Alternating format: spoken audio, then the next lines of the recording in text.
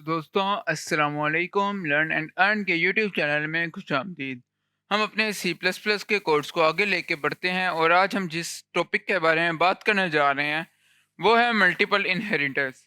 हमने पिछले इनहेरिटेंस की डिफरेंट टाइप्स को देखा था, जिसमें सिंगल इनहेरिटेंस को अब तक हम कवर कर चुके हैं और मल्टीपल इनहेरिटेंस को कवर कर चुके हैं।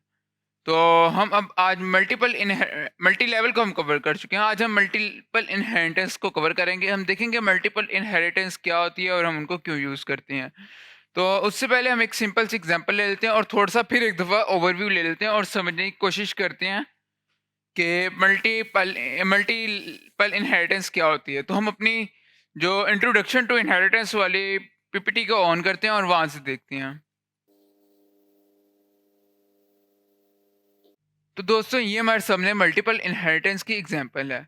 डेफिनेशन और एग्जांपल आपको समझने में, इसके थ्रू आपको समझने में काफ़ी ज़्यादा आसानी होगी कि बेसिकली मल्टीपल इनहेरिटेंस होता क्या है। मल्टीपल इनहेरिटेंस वो होता है जिसमें क्या लेते हैं, आपके पास एक ड्राइव क्लास होती है कि हमारे पास ड्राइव क्लास जो है वो एक ही होगी, लेकिन ड्राइव क्लास की पेरेंट क्लासेस या बेस क्लासेस हमारे पास मल्टीपल होंगी। अब यहाँ पे एक भी हो सकती है, दो भी हो सकती है, तीन भी हो सकती है, चार भी हो सकती है, पांच भी हो सकती हैं। कि मतलब ये कहने का at the end of the day मतलब ये कि मल्टीपल इनहेरिटेंस में आपके पास मल्टीपल बेस क्लासेस होती हैं।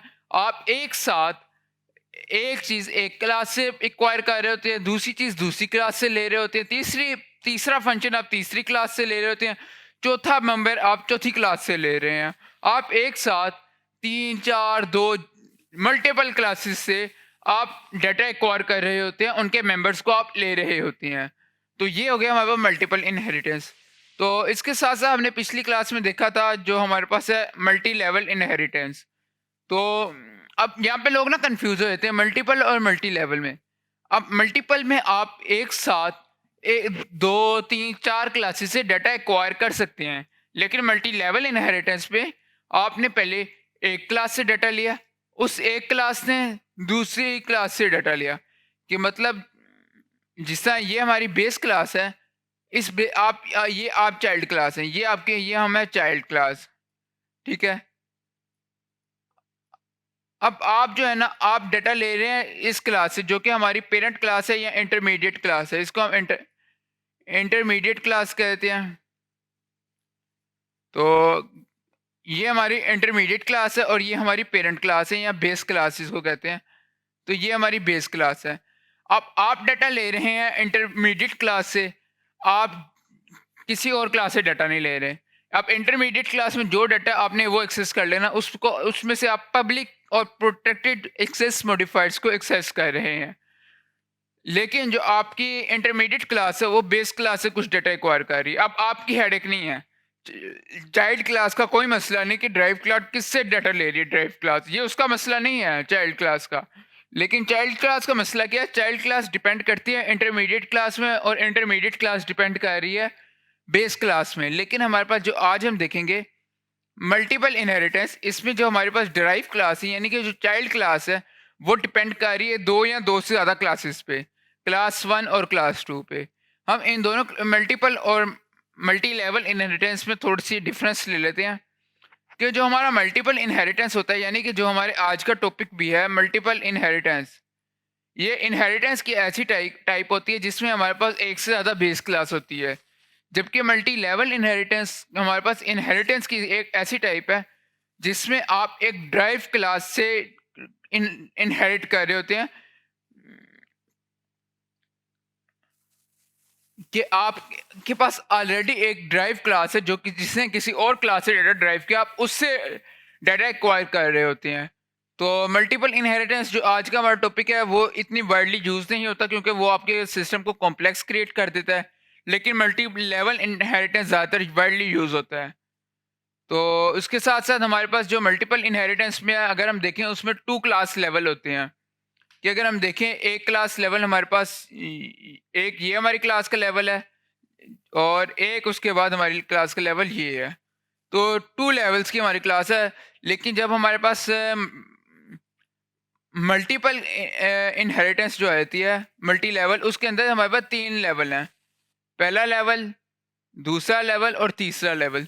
कि हमारे पास मल्टी लेवल इनहेरिटेंस में तीन या तीन से ज़्यादा लेवल्स होंगे, लेकिन मल्टीपल इनहेरिटेंस में हमारे पास 2 लेवल की क्लास होती है, 2 लेवल होती हैं। तो ये तो हमारा छोटा डिफरेंस हो गया मल्टीपल इनहेरिटेंस और मल्टी लेवल में। ये मैंने इसलिए किया कि आप लोग कंफ्यूज ना हो जाएं।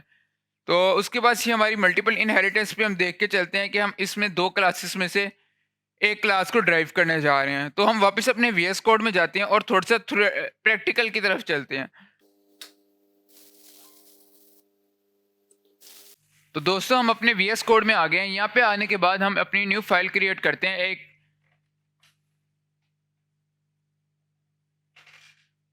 क्लास 41.cpp के नाम से, और इसके बाद हम इस पर स्टार्टर लगा लेते हैं। स्टार्टर हम किस तरह लगाएंगे,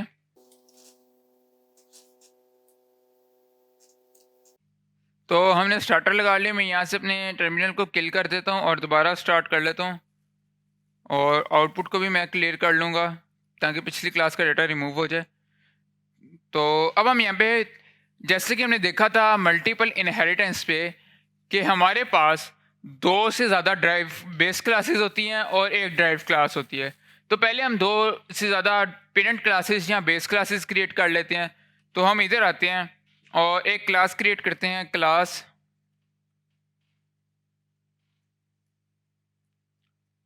बेस 1, और जो हमारी बेस 1 क्लास होगी उसके अंदर हम एक प्रोटेक्टेड डाटा मेंबर रखते हैं। अब मैं चाहता हूँ कि ये जो मेरा प्रोटेक्टेड डाटा मेंबर है, जो मेरे प्रोटेक्टेड के अंदर हमारे डाटा आएगा, उसको सिर्फ मेरी ड्राइव क्लास एक्सेस कर सके, उसके अलावा कोई और एक क्लास एक्सेस ना कर सके। तो मैं यहाँ पे सेमीकोलन लगा देता हूँ। इस सेमीकोलन को याद रखा करें आप, क्योंकि अब तो हमने 40 से ज़्यादा 40+ क्लासेस के वीडियोस देख ली हैं, तो अब हमें सेमीकोलन की गलती का ख्याल रखना चाहिए। तो मैं यहाँ पे एक इंटीजर क्रिएट कर लेता हूँ, इंट b1, और सेमीकोलन लगा के मैं पब्लिक एक्सेस की तरफ चला जाता हूँ, एक्सेस मॉडिफायर लगा लेता हूँ। और पब्लिक एक्सेस मॉडिफायर के अंदर मैं एक फंक्शन क्रिएट करता हूँ void set का, void set 1 का मैं रख देता हूँ, और set 1 हमारी बेस 1 का है, तो set 1 के साथ मैं set b1 रख देता हूँ। और इसके अंदर मैं जो एक वैल्यू पास कर देता हूँ, जो मैं वैल्यू उसको लेना चाह रहा हूँ। मैं कहता हूँ लेट जो हमारा है b1 है, b1 इज इक्वल टू 5, और मैंने b1 की वैल्यू इसमें 5 कर दी। अब मैं एक और क्लास क्रिएट कर लेता हूँ जिसको मैं बेस 2 रखूँगा। तो मैं यहाँ से इसको कॉपी पेस्ट कर लेता हूँ, b2 इसको मैं नाम देता हूँ, और साथ साथ इसको नाम मैं b2, लेकिन इसमें जो वैल्यू मैं लूँगा वो मैं एज अ क्या लेते हैं, पैरामीटर के थ्रू लूँगा। इसमें वैल्यू मैं इस तरह नहीं लूँगा। मैं इसमें इसको b2 करता हूँ और b2 को मैं इज इक्वल टू कर देता हूँ a के, और a मैं पैरामीटर में ले रहा हूँ और जो मैं मेन फंक्शन में लूँगा, तो मैं कहता हूँ इंट a। तो अब मैंने अपने बेस 2 की वैल्यू भी कर ली, और सिमिलरली अगर मैं इसके बाद अपनी ड्राइव क्लास क्रिएट कर लेता हूँ। अगर मैं चाहूँ तो एक और बेस यहाँ जितनी चाहूँ बेस क्लासेस क्रिएट कर सकता हूँ। तो ये मेरे पे डिपेंड करता है मैं कितनी बेस क्लासेस क्रिएट करना चाह रहा हूँ। अब हमने 2 बेस क्लास क्रिएट कर दी, अब हम एक ड्राइव क्लास क्रिएट करते हैं। लेकिन ड्राइव क्लास क्रिएट करने से पहले हम इसका सिंटैक्स देख लेते हैं कि मल्टीपल इनहेरिटेंस का सिंटैक्स क्या होता है। अगर हम जाएँ अपनी क्लास नंबर 39 को देख लेते हैं, जहाँ पे मैंने आपको सिंटैक्स के बारे में बताया था। तो मेरे ख्याल से आई होप के थर्ड से, तो ये देखें यहाँ पे मैंने आपको सिंटैक्स के बारे में बताया था अपनी, कि हमारा जो सिंगल इनहेरिटेंस है या फिर मल्टी लेवल इनहेरिटेंस है, उसमें क्या होता है कि आपने क्लास लिखी, ड्राइव क्लास का नाम लिखा, और उसके बाद कॉलन लगा के आपने विजिबिलिटी मोड लिखा और बेस क्लास का नाम लिख दिया। तो ये तो हमारा था, क्या लेते हैं इन सिंगल इनहेरिटेंस और मल्टी लेवल इनहेरिटेंस में सिंटैक्स। लेकिन जो हमारा आज की क्लास में यानी कि मल्टीपल इनहेरिटेंस में जो हमारा सिंटैक्स होगा वो कुछ इस तरह होगा, कि सेम इस तरह का ही होगा, लेकिन हम जितनी क्लासेस ऐड करना चाह रहे हैं कि फॉर एग्जांपल मैं यहाँ पे 2 क्लासेस के 2 बेस क्लासेस रख रहा हूँ। तो मैं क्या करूँगा, मैं एक कॉमा लगा के एक दूसरी क्लास का भी विजिबिलिटी मोड लिखूँगा और उस क्लास का नाम लिख दूँगा। अगर मैं 3 क्लासेस से एक क्लास ड्राइव करूँ कि मेरे पास 3 बेस क्लासेस हैं, तो मैं यहाँ पे एक और कह लेते हैं विजिबिलिटी मोड लिखूँगा और उस क्लास का नाम लिख दूँगा। तो आप लोग समझ रहे होंगे आपके जितनी आपने क्लासेस आपकी जितनी बेस क्लासेस हैं, जितनी पेरेंट क्लासेस हैं, आपने हर क्लास का विजिबिलिटी मोड और उस क्लास का नेम रख देना है और उसके बाद आपने कोमा लगा के नेक्स्ट क्लास का विजिबिलिटी मोड और नेम रख देना है। तो अभी फ़िलहाल मैं 2 क्लासेस से डील कर रहा हूँ कि मेरे पास 2 बेस क्लासेस हैं और एक मेरे पास ड्राइव क्लास है। तो 2 क्लासेस मैंने बेस लिख ली, अब मैं एक ड्राइव क्लास क्रिएट करता हूँ। तो मैं यहाँ पे लिखता हूँ क्लास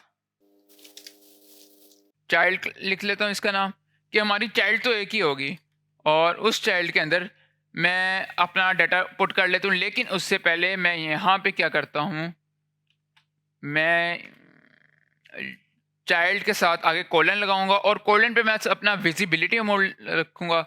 तो मैं चाहता हूँ कि मेरी जो क्लासेस का मोड हो वो पब्लिक हो।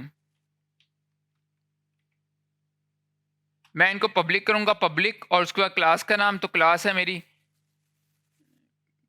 बेस 1 और कोमा लगा के मैं दोबारा अपनी क्लास की जो दूसरी क्लास, यानी कि मेरी दूसरी जो बेस क्लास है बेस 2, उसका जो विजिबिलिटी मोड मैंने लिखा, जैसे कि मैंने यहाँ पे बताया था कि आपने विजिबिलिटी मोड लिखना है और उसके बाद दूसरी बेस क्लास का नाम लिख देना है।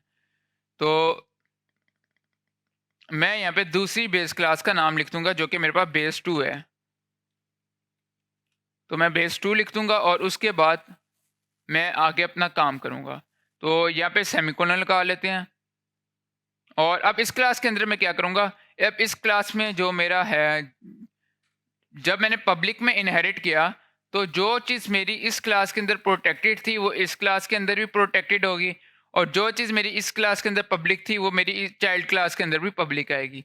सिमिलरली बेस 1 के, जो बेस 1 के अंदर प्रोटेक्टेड है वो मेरी ड्राइव के अंदर चाइल्ड क्लास में भी प्रोटेक्टेड आएगी और जो मेरी बेस 1 में पब्लिक है वो मेरी चाइल्ड में भी पब्लिक आएगी, क्योंकि मैंने विजिबिलिटी मोड पब्लिक रखा है।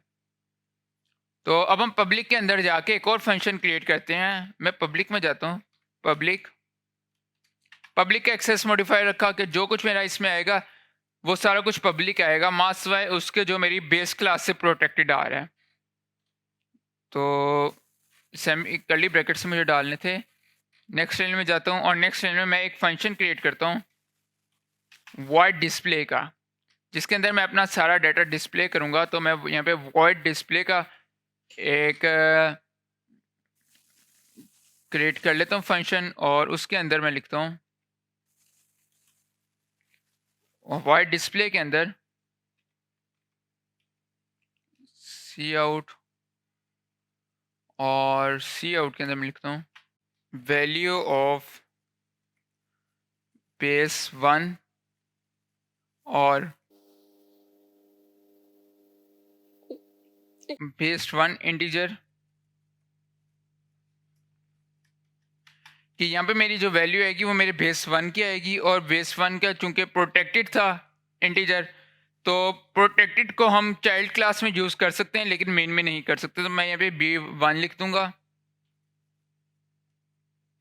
और गुड प्रैक्टिस के लिए मैं एंडल भी लगा लूँगा। और सिमिलरली मैं अगर अपनी दूसरी बेस का यहाँ पे लिखना चाह रहा हूँ, तो value of my base 2 integer is equal to B2। चलो यहाँ तक तो सही हो गया। और इसके साथ साथ मैं क्या करूँगा, मैं इन दोनों वैल्यूज़ का प्रोडक्ट भी फाइंड कर लूँगा। तो void डॉट प्रोडक्ट भी मैं कर लेता हूँ। ये भी मेरा कह लेते हैं चाइल्ड क्लास के अंदर ही होगा, तो मैं यहाँ पे लिख लेता हूँ void डॉट void प्रोडक्ट, और इसको मैं अपनी क्लास के बाहर डिफाइन कर लूँगा। लेकिन याद रहे कि ये जो मेरी क्लास की इस क्लास के मेंबर्स हैं उनको एक्सेस कर सकता है। तो मैं यहाँ पे आता हूँ और यहाँ पे मैं लिखता हूँ अब आप लोगों को पता होगा कि हम क्लास के बाहर कैसे किसी भी फंक्शन को कॉल कर सकते हैं।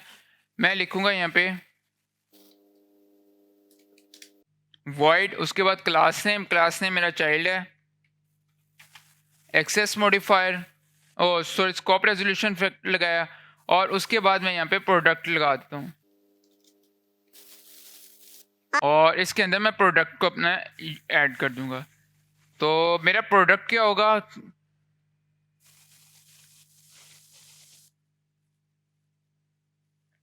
मैं काम करता हूँ यहाँ पे अपने पब्लिक में एक इंटीजर क्रिएट कर लेता हूँ, int v is equal to, और अपने प्रोडक्ट में जाता हूँ, मैं यहाँ पे लिखता हूँ v इज इक्वल टू, या फिर मैं इसको ऐसे भी कर सकता हूँ C out product of base 1 integer and base 2 integer is equal to, और उसके बाद मैं यहाँ पे लिखूंगा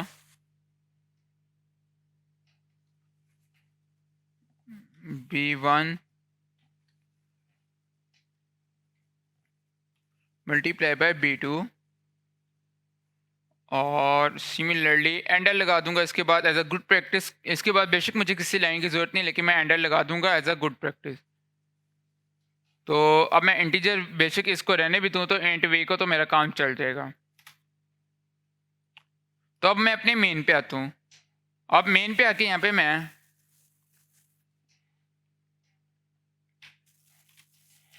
जो मेरी क्लास है ड्राइव क्लास, यानी कि जो मेरी चाइल्ड क्लास है उसको मैं लिखता हूँ। तो मैं यहाँ पे चाइल्ड क्लास का एक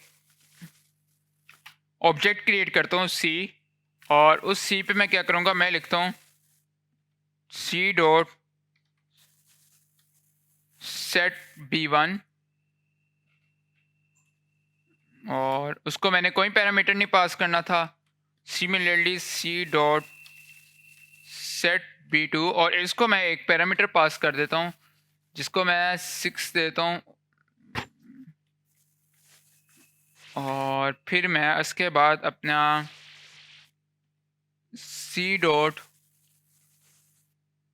डिस्प्ले को कॉल करूँगा जिसमें मेरे इन दोनों को कॉल किया जाएगा। तो मैं सी डॉट डिस्प्ले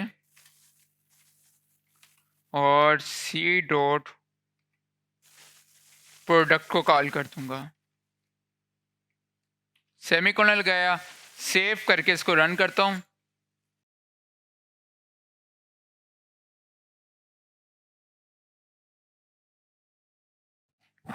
तो देखें value of base 1 is equal to 5 है। मेरा जो बेस 1 की वैल्यू मेरे पास 5 थी, जो कि मैंने इधर पास की थी।